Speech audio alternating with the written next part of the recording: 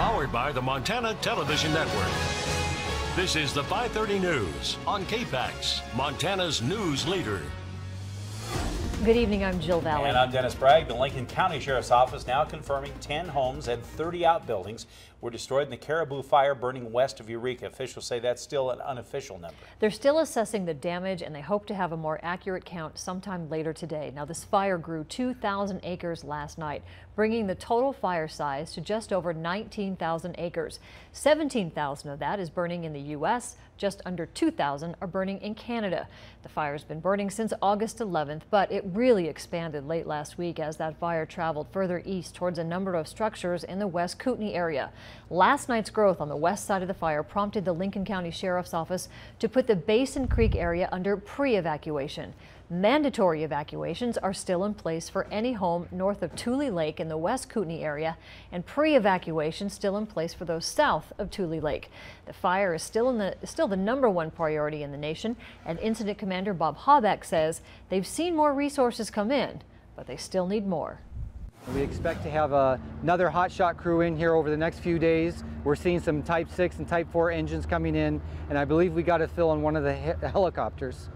But we still have outstanding resource needs, and we're hoping they come in every day. Coming up tonight at 10, MTN's Jack Ginsburg shows us how evacuees are dealing with this disaster. Now, terrain, high temps, and low relative humidity has been giving firefighters fits all season long, but the dense smoke is now making things even more challenging for those fighting the Rice Ridge Fire. MTN's Don Fisher shows us what is making this fire so difficult to contain and what crews are hoping to accomplish this week. Wisconsin's incident management team has tons of Northern Rocky firefighting experience, and on Tuesday, they got settled into their new temporary home near Seeley Lake. Fire Information Officer Mike Cole says the last team did a great job of keeping the fire from hitting nearby structures and also gave them a good base to build on.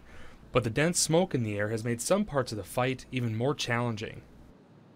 We've been unable to get our aircraft up to do any work on the fire or even to identify exactly where the fire has moved to on the east side of the fire. And we know that it's moved probably 20 miles east, maybe a little bit more than that from the original fire origin. So we know general locations, but doing a lot of recon on the south side and the southeast side of the fire today to figure out exactly where that fire is sitting. Cole says the Rice Ridge Fire grew by about 10,000 acres on Monday, but it was mostly due to engulfing the Reef Fire, which is burning in the Bob Marshall Wilderness. This team has also taken over the fight of the Liberty Fire, which started near Arlee and is now burning about 17 miles southeast near Seeley Lake. So we essentially have two fires here in the immediate area of Seeley Lake. And that's a big area to cover and a big area to try to figure out where our crews and our equipment can work and get the most efficient use out of them. And we're still dealing with the weather just like all the other fires in Montana. Cole says not just this, but every crew around the state has their hands tied when it comes to resources, but they aren't giving up hope that they can keep these structures and the Seeley Lake residents safe. So we have shortages on crews, engines, aircraft, even EMTs nationwide to fill orders that are outstanding that every fire in the country needs resources right now to get a handle on what they're working on. In Seeley Lake, Don Fisher, MTN News. And there's a meeting tonight about the Rice Ridge Fire that starts in just a few minutes from now at 6 o'clock at the Ovando Elementary School gym. It was another smoky day with poor air quality. The haze isn't going anywhere either. Let's check in now with Chief Meteorologist Aaron Yost for an update. Aaron. Yeah, unfortunately, our air quality continues to just suffer across western Montana. We see a little bit of improvement during the afternoons, hopefully when we get enough mixing to happen. That's what we can hope for over the next couple of days. Otherwise, no changes here until we approach Thursday evening. Hamilton earlier, our First Security Bank iCam, of course, showing you all of that crud stuck in our valleys. We are under the influence of some high pressure. Above the smoke, we are seeing a couple of clouds streaming in to extreme northwest Montana as we speak, but that air quality alert for poor air quality continues until further notice. Got some details on maybe some thunderstorm activity to end the week coming up. Authorities have lifted the mandatory evacuation orders that were put in place over the weekend near the Lolo Peak fire. The Ravalli County Sheriff's Office announced today the evacuation order between Bass Creek Road and Hannaford Avenue has been downgraded to a warning. Evacuation warnings still in place for some portions of Highway 93 and Highway 12, highlighted in yellow on this map. There's a meeting to talk about the fire for tonight, 7 o'clock. That meeting is at the Stevensville High School. Florence Carlton school students are back in the classroom after a smoke-filled summer and the poor air quality readings that have not let up. MTN's Russ Thomas has more on the precautions the school is taking to keep students out of the smoke as much as possible and how Lolo School is faring heading in their second week. Florence Carlton School Tuesday morning, ushering in the beginning of a brand new school year. This year things are different, as dense smoke and resulting poor air quality are of particular concern. Superintendent Bud Scully says the first day is going smoothly. Kids are working and teachers are getting them all introduced to everybody, and so normal start of first day of school. Just a little smoky, we're going to have recess inside. This is hardly positive news, but by recent standards of hazardous air quality, Florence's designation as very unhealthy is an improvement. Other than keeping students indoors in a canceled JV football game, there hasn't been much of a change. Superintendent Scully said there were a few parents that had questions about what kind of evacuation plan might be in place. He says they have that covered. Yes, we do have emergency evacuation plans. We work with the Sheriff's Department and the bus company to designate a staging area, and then we would request that parents go to that staging area and not come to the school. As Lolo School enters their second full week, School Superintendent Dale Owinger says the biggest concern, like other schools affected by thick smoke, has been sending students outdoors. He says it's tough on the staff and students. Of course, we're monitoring the air quality and keeping a really close eye on that. It's the first time in a long time that we've started school with indoor recess, and that's tough on kids.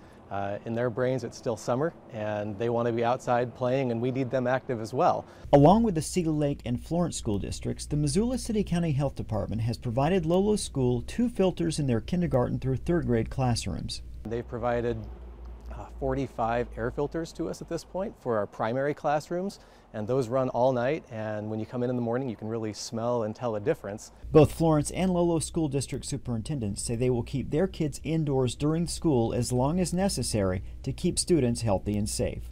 In the Bitterroot, Russ Thomas, MTN News. Both school systems are hoping to receive more of the HEPA filtration systems to use in their 4th and 5th grade classrooms. The Sprague fire, which burned the Sperry Chalet and forced evacuations on the west side of Glacier, seeing more significant growth. It is now more than 13,000 acres. The evacuation order put in place on Sunday remains in effect. It runs from the south end of Lake McDonald all the way up to Logan Pass.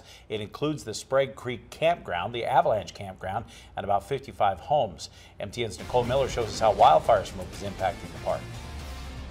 From here in Apgar Village, the fire's about 10 miles away across the lake to the north. You can't even see the outline of the mountains. It's so smoky out, and the beach here is lined with these charred needles and ashes. Just 2 days ago, a strong north wind picked up, and that's when we got all this ash and debris, and it was literally flying through the air. It's been a busy summer for Seth Ordahl, who works in Apgar Village as a manager for the Glacier Park Boat Company. But since lightning sparked the Sprague fire on August 10th, the impacts of it have left their mark on the area. Today is definitely the smokiest I've seen it down here. Usually when you look out this direction, you can see Rocky Point, which is only 1.5 miles, 2 miles away, and you can't even see maybe 3/4 of the way to that. About 9 miles away, the Lake McDonald Lodge area remains under an evacuation order. Fire managers are taking every precaution to protect the lodge and surrounding structures.